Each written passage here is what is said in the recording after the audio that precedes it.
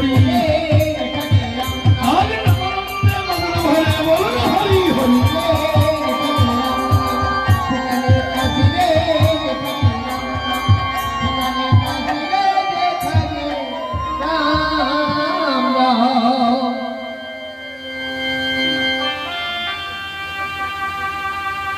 এই যে রোহন দাস তার জেঠমনির করে যে কাজ করেছেন তিনি দান নিয়ে এসেছেন, সঙ্গে সবাই এসেছেন।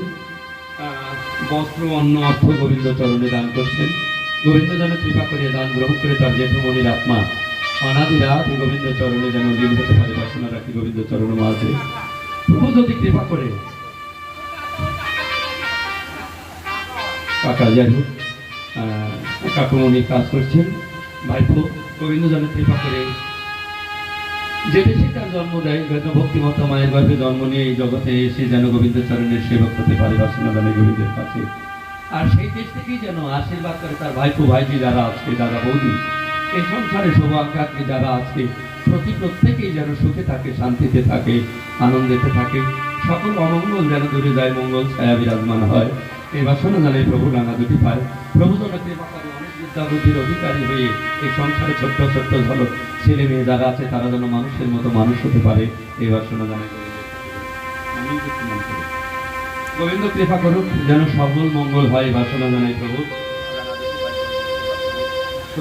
শান্তি শান্তি শান্তি। প্রণাম করে সাধুগুরু বৈষ্ণবকে প্রণাম করুন। হরিবল হরিবল। এইবার আমরা একটু রঘুমতী নাম আস্বাদন করব। চরণে গোবিন্দ জন কৃপা করে তার মনোবাঞ্ছা পুরা এবার শোনা জানে গোবিন্দের রাঙা দুটি পায়। গোবিন্দ জন কৃপা করে এই যেমন রঘুপতি